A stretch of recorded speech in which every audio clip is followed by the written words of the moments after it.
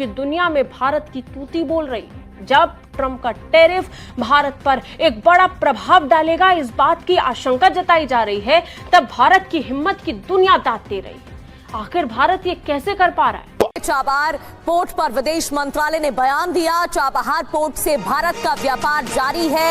ये external affairs की ministry की तरफ से जानकारी दी गई है। ऑफिशियल्स कह रहे हैं कि नहीं, वो चाबहार पोर्ट नहीं छोड़ेंगे। जो भी डोनाल्ड ट्रंप कहते हैं वो उसके ऊपर कर गुजरते हैं। अगर मैं सिर्फ इस जुमले को सामने रखूं तो डोनाल्ड ट्रंप तो ये भी कहता है कि अफगानिस्तान में बगराम एयरबेस भी हम हासिल करके रहेंगे। तो इस लिहाज से अगर देखा जाए, एक तरफ ईरान है, एक तरफ अफगानिस्तान है, एक तरफ पाकिस्तान है, तो हमारी पोजीशन यहाँ पर क्या हो सकती है? अब ये काम उल्टा पड़ गया। अब टैरिफ है क्या? टैरिफ का मतलब आसान लफ्जों में ये है कि इसके अच्छे दिन तो गए गुजर, जब आपकी मंडी वसी हुई। अब बुरे दिन आ गए हैं। बुरे दिन में ये टैरिफ का मतलब ये है कि अब अमेरिका जब इंडिया पर टैरिफ लगाता है तो वो बेसिकली बेरोजगारी ट्रांसपोर्ट एक्सपोर्ट कर रहे हैं। जो वो दिन गए। आज Bharat advance technology, drone technology, biosciences में और आर्टिफिशियल इंटेलिजेंस यानी एआई में अग्रणी देशों में है दुनिया के। वो देश किसी और के सामने क्यों झुकेगा, क्यों समझौता करेगा? 200, 300, 340, 50 मिलियन डॉलर की इंडियंस इन्वेस्टमेंट कर रहे थे। अब वो कह रहे हैं कि जो भी कोई बंदा ये सोच भी रहा है कि वो ईरान के साथ डील करेंगे, उसका रिस्क हो सकता है। ठीक है ना जी। और ये बेसिकली यूएस ने एग्जेम्प्ट किया था चाबहार पोर्ट को फ्रॉम सैंक्शंस, ताकि अफगानिस्तान की रिकंस्ट्रक्शन और सपोर्ट की जा सके रीजनल कनेक्टिविटी के हवाले से। दूसरी बात, नोबेल इनाम के हवाले से जब बात की जाती है, एंटायर वॉर हूँ मैं और मैं अमन का दाई हूँ, तो एक जाने अपना इस तरह का इंप्रेशन देना, ये इमेज बनाना और फिर जंगों के हवाले से अपनी बिल्कुल स्ट्रैटेजी चेंज कर लेना, इतना भी अनप्रिडिक्टेबल मेरे ख्याल से नहीं होना चाहिए। तो दोस्तों, रिपोर्ट्स आ रही हैं कि इंडिया जो है शायद वो चाबहार पोर्ट छोड़ दे, लेकिन सुनने में आया कि कुछ इंडियन ऑफिशियल्स कह रहे हैं कि नहीं, वो चाबहार पोर्ट नहीं छोड़ेंगे। अच्छा, इसमें थोड़ा सा इंपॉर्टेंट ये भी है कि अमेरिकन पर्सपेक्टिव क्या है और अमेरिका के प्रेशर के तहत क्या इंडिया इस पोर्ट को छोड़ेगा। ठीक है, अमेरिका ने टाइम एंड अगेन रीइटरेट किया है कि जो सैंक्शंस हैं ऑन ईरान वो फुली एक्टिव है।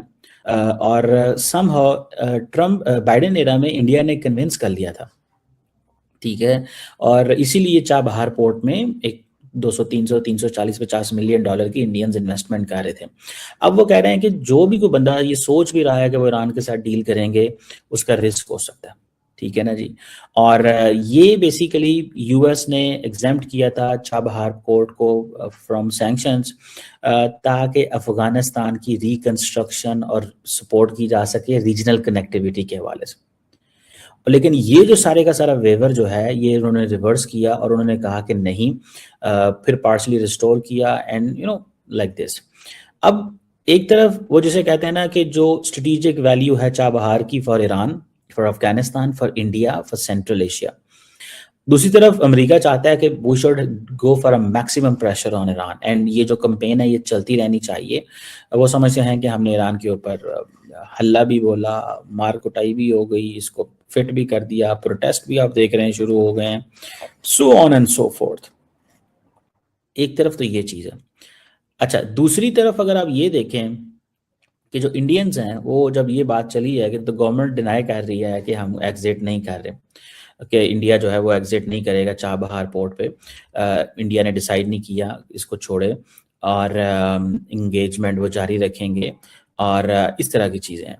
और वो वेवर जो है वो अप्रैल 2026 में एक्सपायर हो जाना है। इंडिया मुसलसल कोशिशें कर रहा है कि वो अमेरिका को एग्री करा लें और कोई ना कोई प्रैक्टिकल डिप्लोमेटिक रास्ता वो कहते हैं हम निकाल लेंगे। मैं नहीं समझता इंडिया निकाल पाएगा, इंडिया को यहाँ से निकलना पड़ेगा। ठीक है, और ये जो Iran freedom and counter proliferation act है, ये जो वो कहते हैं कि anyone doing business with Iran उसको sanction, Iran freedom and counter proliferation act है, ये ICFA है, इसको समझ लेना चाहिए।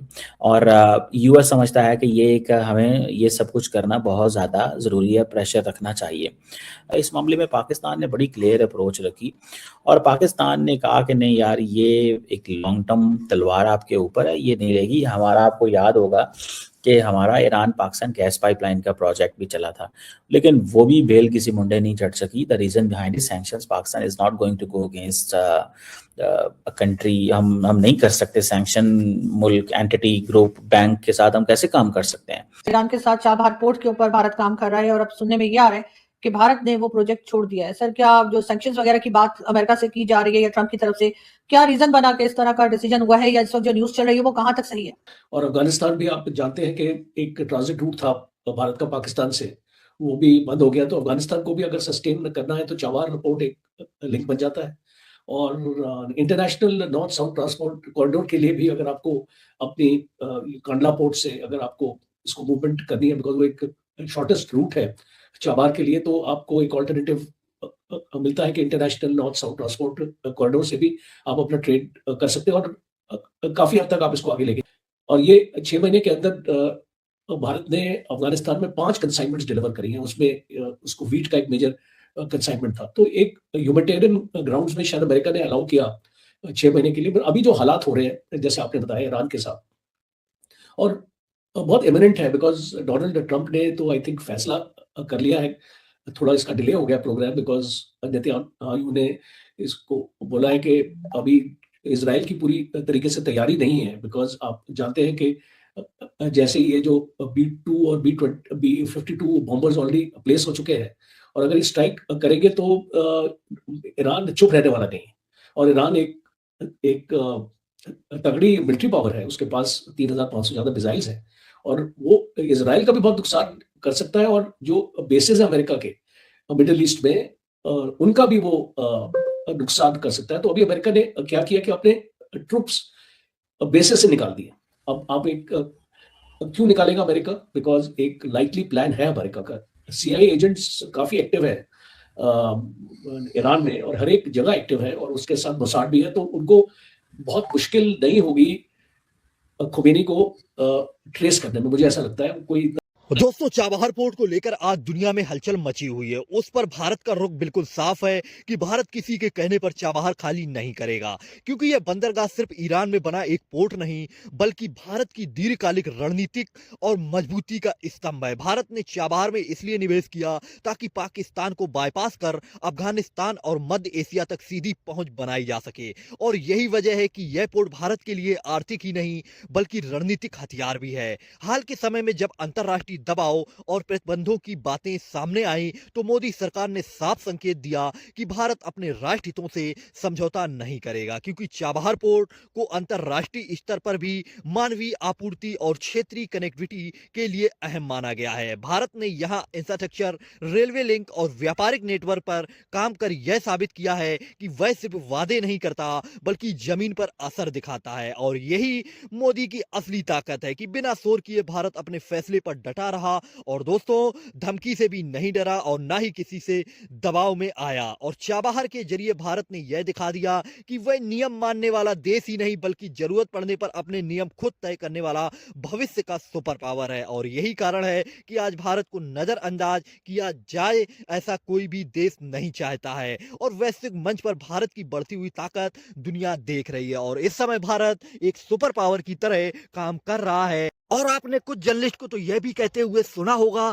पाकिस्तानी जर्नलिस्ट को, कि भारत हमें एक सुपर पावर की तरह धमकाता है। बाकी आप लोग भी इसको लेकर के अपनी राय कमेंट्स में जरूर दीजिएगा। मिलते हैं नेक्स्ट वीडियो पे। जय हिंद, जय भारत।